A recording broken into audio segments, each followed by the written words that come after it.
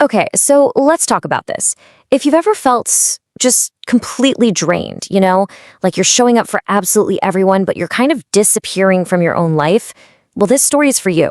It's about a man who just kept saying yes until one tiny little moment on a totally ordinary evening changed, well, everything. And I'm talking about a really specific kind of tired, right? It's not because you pulled an all-nighter or had a hard workout. It's this deep, soul-level exhaustion that comes from feeling like too many people have taken too many little pieces of you. You answer every call, you do every favor, you cover every last-minute request, even when something inside you is just begging for a break. Sound at all familiar? All right, let's meet our guy, Daniel. Daniel was the kind of person everyone called dependable. And at first, he really liked that word. It made him feel important, needed, safe even. But over time, that word, it started to feel less like a compliment and more like a cage. This slide just paints such a vivid picture of his life, doesn't it? Everything feels a little tight, a little oppressive. You can almost hear the delivery trucks rumbling below his apartment, feel that cold office air, that endless hum of the machines.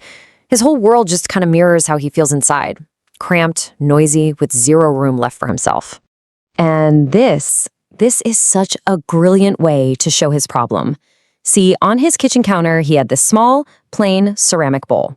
And every single time someone asked him for something, he'd scribble it on a little scrap of paper and drop it inside.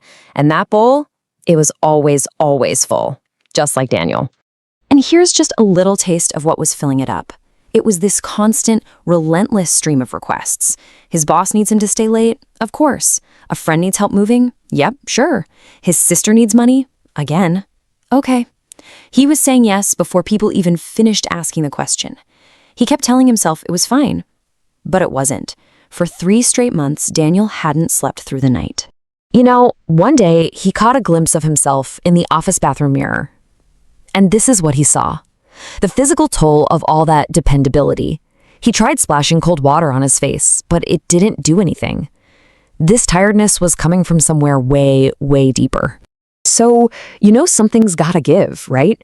Every story like this has a breaking point. And for Daniel, it wasn't some huge, dramatic event. It was more like a series of small cuts that just finally went too deep. And it all came to a head on a weekend that was supposed to be his first quiet one in months.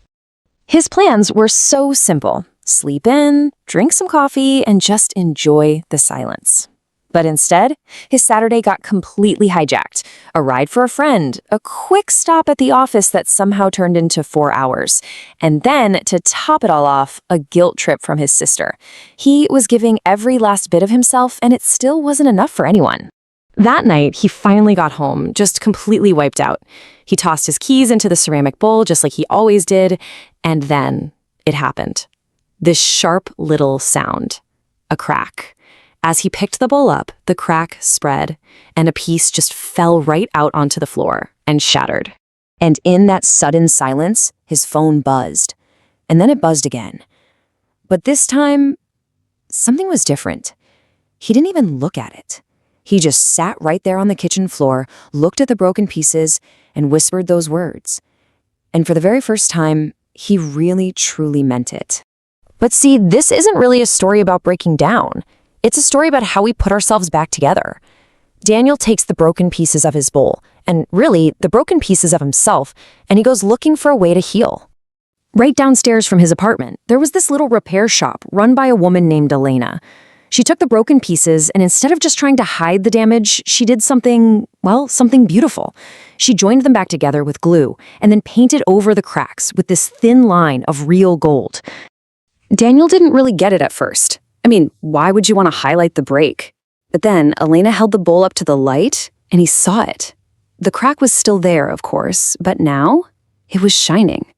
It wasn't ruined, it was honest. It wasn't just broken, it was strong. The damage had actually become a beautiful part of its story. And this is why this all matters to you and me. Daniel finally understood. A bowl that has to hold everything will eventually break. And a person who does the same thing will too. He went home that day and he started to apply that lesson, mending his own life, not with glue, but with these beautiful golden boundaries. And you know what? He started small. He turned off his phone for 1 whole hour. He told his boss he needed to go home, not with some big excuse, but just because he did. And guess what? There was no disaster. The world didn't fall apart. There was just a sentence, a boundary, a breath. And for the first time in months, he started to hear the sound of his own life coming back. 3 months later, that same bowl sat on his counter, but now it held very different things. Not 100 little promises to other people, but a few simple, powerful reminders for himself. His house key, a little note that said, "Rest is not selfish," and a single folded piece of paper with one word on it, "Enough." This is it. This is the truth that Daniel learned, and it's the real heart of this whole story. You do not lose your kindness when you say no. You protect it. Saying no is how you make sure you actually have kindness left to give to others and, just as important, to yourself. So let's just end with this thought. Your boundaries, they're not walls that you build to push people away. They're the lines you draw around yourself to protect your own well-being. And every single time you honor them, you're teaching the world, and more importantly, you're teaching yourself, that you are absolutely worthy of that protection.